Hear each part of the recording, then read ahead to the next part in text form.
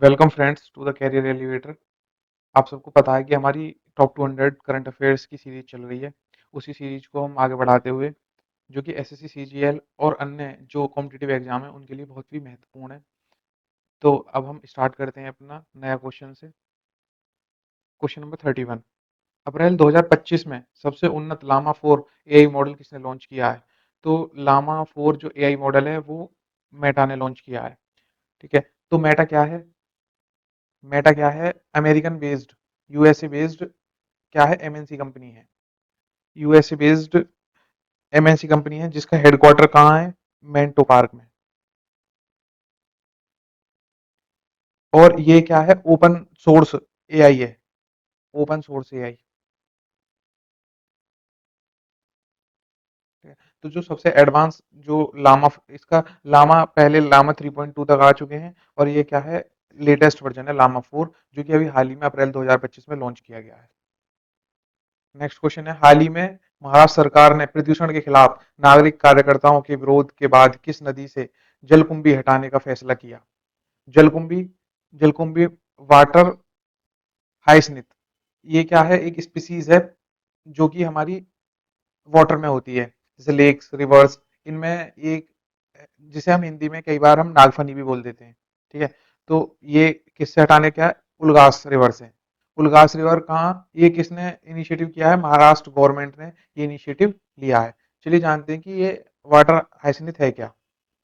ये देखिए, ये आपने बहुत सारी नदियों में या फिर तालाबों में आपके आसपास ये सारी चीजें देखी होंगी। ठीक है, ये हमारी इंडिजिनियस स्पीसीज नहीं है। ठीक है, ये ब्रिटिश कॉलोनियल रूल के दौरान, जब अंग्रेजों का शासन था उसके दौरान, ये एक ऑर्नामेंटल मतलब एक खूबसूरती बढ़ाने के लिए एक्वेटिक प्लांट स्पीसीज कहाँ से लेके आए थे? इसे साउथ अमेरिका से।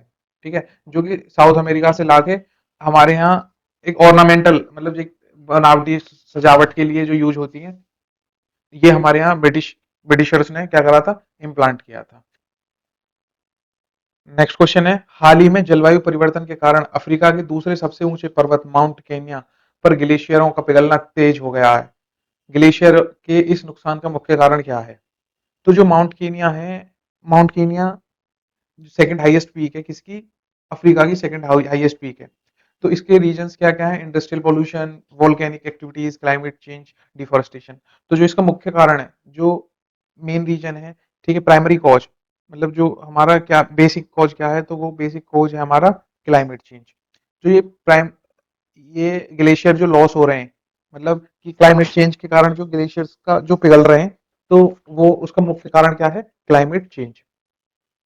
अब जो हमारा अब ये हमारा जो साउथ अफ्रीका का क्या है?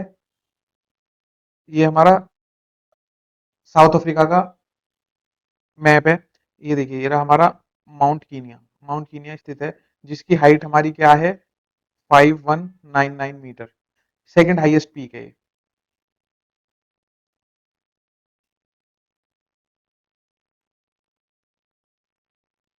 ठीक है, अब कई बार एग्जाम्स में पूछा जाता है highest peak of south Africa. जो अफ्रीका की हाईएस्ट पीक क्या है? ठीक है, अफ्रीका की हाईएस्ट पीक है माउंट किलिमंजारो, जिसकी हाइट कितनी है हमारी? 5895 मीटर।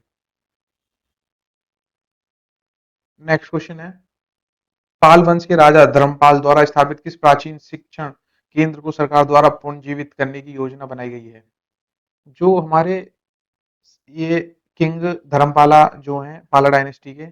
ठीक है, तो अभी गवर्नमेंट ने हाल ही में जो इनके द्वारा प्राचीन जो शिक्षण केंद्र जो बनाया गया था उसको पुनर्जीवित किया गया है। तो कौन सा शिक्षित केंद्र इनके द्वारा बनाया गया था? इनके द्वारा बनाया गया था हमारा विक्रमशिला यूनिवर्सिटी। अब गवर्नमेंट विक्रमशिला यूनिवर्सिटी को रिवाइव कर रही है। ठीक है, और जो ये हमारे जो धर्मपाला हैं, ये क्या है? हमारे सेकंड किंग थे। जो धर्मपाला है हमारे, ये हमारे क्या है? सेकंड किंग थे, सेकंड। अब फर्स्ट किंग कौन थे पाला डायनेस्टी के? ठीक है, ये फर्स्ट किंग थे हमारे गोपाला। ठीक है, फर्स्ट किंग गोपाला थे, लेकिन गोपाला जो पाला डायनेस्टी है उसे इतना एक्सपेंड नहीं कर पाए थे। धर्मपाला ने नॉर्थ में और ईस्ट में दोनों साइड, इसके इंडिया के ये दोनों साइड, नॉर्थ साइड और ईस्ट साइड, दोनों साइड क्या है? बहुत ज्यादा एक्सपेंड किया था। और मतलब जो अपनी इन्होंने अपनी जो डायनेस्टी थी उसको इतना ज्यादा एक्सपेंड कर दिया था कि ऑलमोस्ट इनके टाइम पे वो सबसे ज्यादा क्षेत्र में फैल गया था। चलिए देखते हैं क्वेश्चन नंबर 35। हाल ही में किस देश ने दुनिया का पहला गहरे समुद्र का रडार विकसित किया है जो ऊंची उड़ान भरने वाले विमानों का पता लगा सकता है? ऊंची उड़ान भरने वाले जो मतलब कि विमान हैं, जो एयरक्राफ्ट्स हैं, उनका पता लगाता है। तो इसका ये पहला किया है चाइना ने। ठीक है।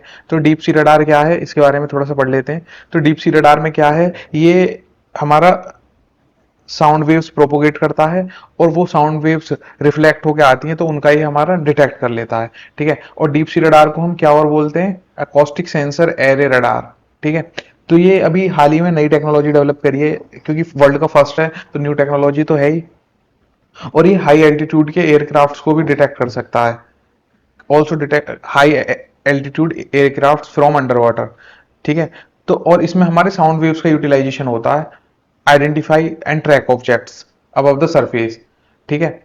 और ये अब हमारी क्या है, ये सर्विलांस कैपेबिलिटीज को क्या है, जो मैराइन सबमैराइन फोर्सेस हैं उनकी जो सबमैराइन की जो क्षमता है उनको क्या है और बढ़ा देगा।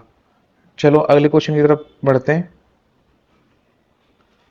हाल ही में राष्ट्रपति द्रौपदी मुर्मू द्वारा कितने बच्चों को प्रधानमंत्री राष्ट्रीय बाल पुरस्कार 2025 से सम्मानित किया गया? तो 2025 में राष्ट्रीय बाल पुरस्कार कितने बच्चों को दिया गया राष्ट्रपति द्रौपदी मुर्मू द्वारा? तो उसका जो करेक्ट आंसर है वो है 17 बच्चों को दिया गया। ठीक है। थोड़ा सा देखते हैं कि क्या है ये किस किस कैटेगरी में दिया जाता है। ये कैटेगरी में दिया जाता है हमारी art and culture, bravery, innovation, social service, sports, educational merit में। जो और ये 5 से 18 साल के बच्चों को दिया जाता है जो इस फील्ड में एक्सेप्शनल करते हैं, मतलब कुछ अलग हटके करते हैं। ठीक है। इसमें अवार्ड में क्या है, मेडल दिया जाता है, एक सर्टिफिकेट दिया जाता है और साइटेशन दी जाती है। ठीक है। और इसमें एप्लीकेशन सेल्फ एप्लीकेट हम फिलअप कर सकते हैं, जो कि किस पे, award.government.in पे जाके। और ये क्या है, 1 जुलाई से पहले फिलअप करना होता है। ठीक है। 1 जुलाई से पहले फिलअप करना होता है और उसके बाद वो डिसाइड करती है मिनिस्ट्री कि किस किस को हमें इसे प्रोवाइड करना है। अगला क्वेश्चन है, कौन सा शहर एआई एक्शन समिट 2025 की मेजबानी करेगा? जो एआई एक्शन समिट है इसमें कौन सा देश मेजबानी करेगा? इसमें मेजबानी करेगा पेरिस। ठीक है। और नेक्स्ट नेक्स्ट समिट की मतलब नेक्स्ट समिट कब होगा? 2026 में। 2026 में नेक्स्ट समिट होगा। उसे होस्ट करेगा कौन? इंडिया। ठीक है।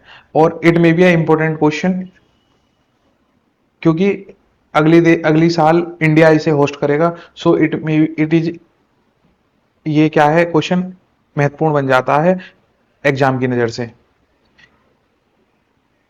अगला अगला सवाल है हमारा, 2025 में कितने व्यक्तियों को पद्म विभूषण पुरस्कार से सम्मानित किया गया? How many individuals were honoured with the Padma Vibhushan award in 2025?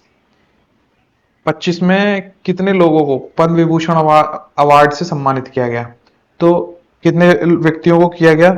तो इसका करेक्ट आंसर है 7। थोड़ा सा देख लेते हैं कि पद्म विभूषण अवार्ड क्या है। ठीक है। तो ये इस टाइप का एक मेडल मिलता है पद्म विभूषण अवार्ड में, ये मेडल है। ठीक है। और ये सेकंड हाईएस्ट सिविलियन अवार्ड है। कई बार क्वेश्चन पूछ लिया जाता है एग्जाम में, स्टैटिक क्वेश्चन बन जाता है ये कि सेकंड हाईएस्ट सिविलियन अवार्ड कौन सा है, तो हमारा है पद्म विभूषण। ठीक है। और फर्स्ट हाईएस्ट सिविलियन अवार्ड कौन सा है, वो है भारत रत्न, पहला है भारत रत्न। और ये अवार्ड दिए जाते हैं जो डिस्टिंग्विश एक्सेप्शनल अपनी सेवा प्रोवाइड कराते हैं किसी भी फील्ड में। ठीक। और ये अवार्ड दोनों ही 1954 में स्टेब्लिश किए गए, 1954 से दिए जा रहे हैं। ठीक है। भारत रत्न और पद्म अवार्ड 1954 से। अगला सवाल है हमारा, बेलारूस के राष्ट्रपति के रूप में किसे चुना गया? बेलारूस के राष्ट्रपति के उस तौर पे अभी जो अपॉइंट हुए हैं वो अलेक्जेंडर हुए हैं, अलेक्जेंडर लुकाशेंको। ये अभी हाल ही में नए बेलारूस के प्रेसिडेंट नियुक्त किए गए हैं। अगला है, किस संगठन ने रक्त कैंसर के इलाज के लिए दूसरी लिविंग दवा बनाई है? ठीक है। कौन सी ऑर्गेनाइजेशन है इंडिया में जो ये दवाओं को मंजूरी देती है? अब इसमें ये बताते हैं, तो ये है हमारी central central drugs standard control organization, CDSCO। तो CDSCO ने अभी हाल ही में जो एक लिविंग ड्रग है उसको, जिसका नाम है कार्टेमी, कार्टेमी को मंजूरी दी है ब्लड कैंसर के ट्रीटमेंट के लिए। अब CDSCO क्या है, ठीक है, ये किसके अंडर आती है? ये directorate general of health sciences के अंडर आती है। और मिनिस्ट्री का कौन सी है जिसके अंडर ये आती है? Health and family welfare. कई बार पूछी जाती है कि central drug standard control organisation किस मिनिस्ट्री के अंडर आती है, तो है ministry of health and family welfare, ठीक है। और इसका हेडक्वार्टर कहाँ है? नई दिल्ली में। इसका हेडक्वार्टर है नई दिल्ली में, ठीक है। और WHO ने CDSCO को as a functional national regulatory authority declare किया है इंडिया की, ठीक है। और इसके अभी drugs controller general of India कौन है? राजीव सिंह रघुवंशी, ठीक है। ये क्वेश्चन भी कई बार पूछ लिया जाता है कि drug control general of India कौन है, क्योंकि आजकल CGL कहीं से भी क्वेश्चन उठा ले रहा है। तो नो डाउट कि आपको अपने फील्ड को थोड़ा एक्सपेंड करना पड़ेगा ताकि आप मेरिट में आ पाए, क्योंकि कट ऑफ आपको बताइए कितनी हाई जा रही है। In which of the following state the world largest data center will be build? विश्व का सबसे बड़ा डाटा सेंटर कहां बनाया गया है, बनाया जाएगा? तो ये बनाया जाएगा मतलब विल बी, फ्यूचर में, अभी है नहीं। अभी प्रेजेंट में करंटली कौन है? करंटली कहां है वर्ल्ड लार्जेस्ट? चाइना में, ठीक है। और अब बनाया कहां जाएगा? गुजरात, गुजरात के जामनगर में। आप सब जागरूक जानते होंगे कि जामनगर क्या है। जामनगर मुकेश अंबानी की जो कंपनी है, रिलायंस, रिलायंस, ठीक है, वो इसे बना रही है, रिलायंस, ठीक है। अगला सवाल है हमारा, सरकार ने 2025 में कितने लोगों को पद्म पुरस्कार देने की घोषणा की है? और ये कितने लोगों को हमारे पद्म पुरस्कार देने की घोषणा की है? ये है हमारे 139, 139। अगला सवाल है, शतरंज विश्व का शतरंज विश्व कप 2025 की मेजबानी कौन सा देश करेगा?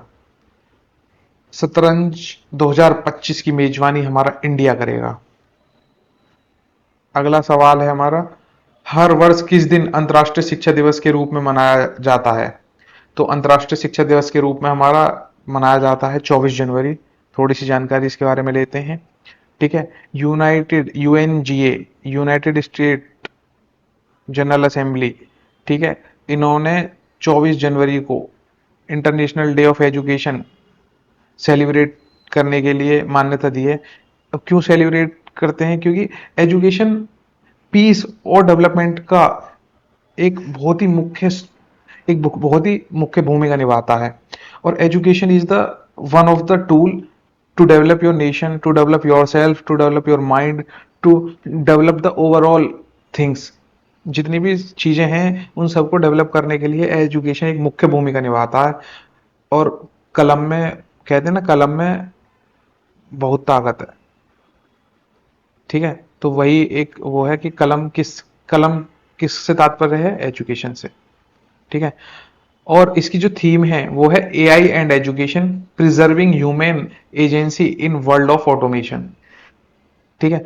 तो ये क्यों है? क्योंकि अब आपको पता ही है AI, आर्टिफिशियल इंटेलिजेंस पे पिछले 2-3 सालों में बहुत ज्यादा काम किया जा रहा है। और एक बहुत ही एक मतलब न्यू टेक्नोलॉजी उभर के आई है पिछले 2-3 सालों में। और आजकल इस पे, क्योंकि इसमें क्या है, हमारा डिसीजन मेकिंग हमारा कौन कर रहा है? कंप्यूटर कर रहा है, डिसीजन मेकिंग उसके ऊपर डिपेंड है। तो ह्यूमन कैपेबिलिटी को इनहांस करने के लिए हम किसके एजुकेशन पे निर्भर कर रहे हैं? AI पे, ठीक है। अगला सवाल है हमारा, हाल ही में किस भारतीय नौसेना जहाज ने मॉरिशस का हाइग्रोग्राफिक सर्वेक्षण किया है? ठीक है।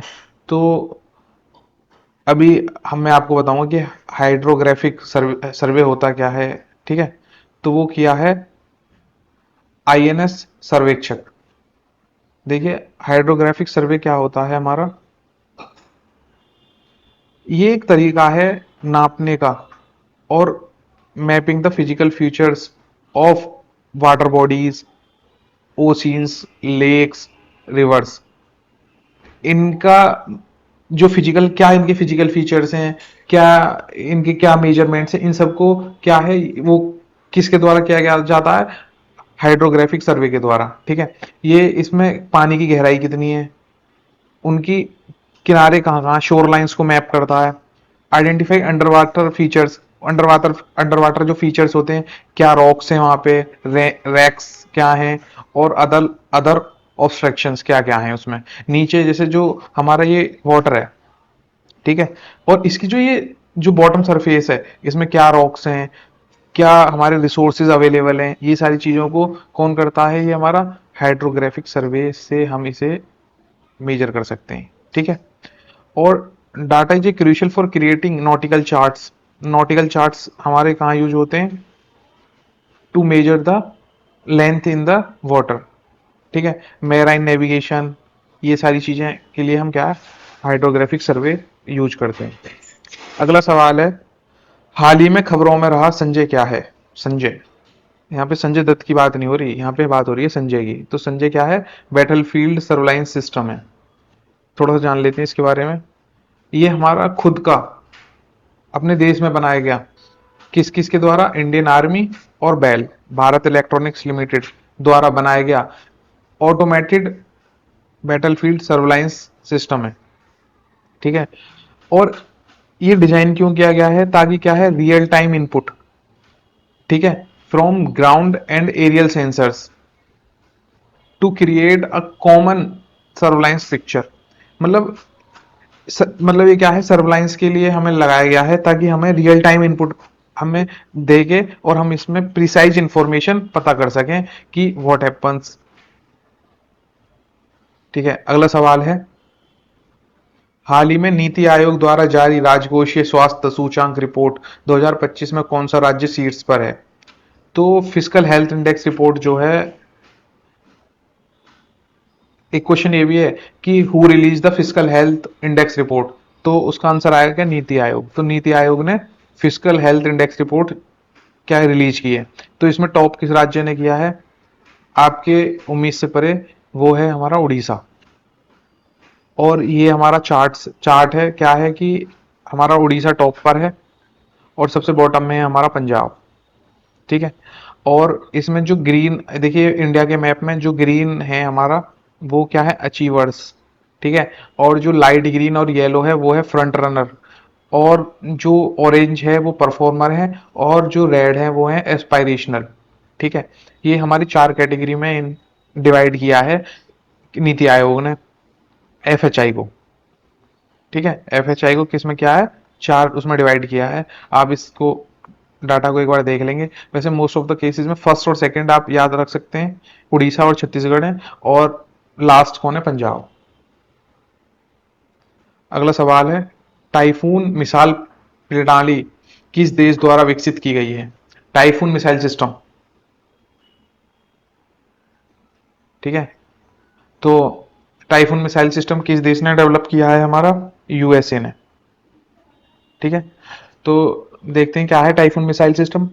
ठीक है, ये क्या है, मिड रेंज कैपेबिलिटी की क्या है, मिसाइल है, मिड रेंज की कैपेबिलिटी। ठीक है, और ये क्या है, बहुत वर्सेटाइल है और पावरफुल मिसाइल सिस्टम है। ठीक है, और ये क्या है, surface to surface operation perform करती है, सरफेस टू सरफेस। ठीक है, ग्राउंड से ही लॉन्च होगी, ठीक है, और ग्राउंड पे ही अटैक करेगी। ठीक है, और ये हमारी क्या है, यूएसए ने इसे क्या है अभी,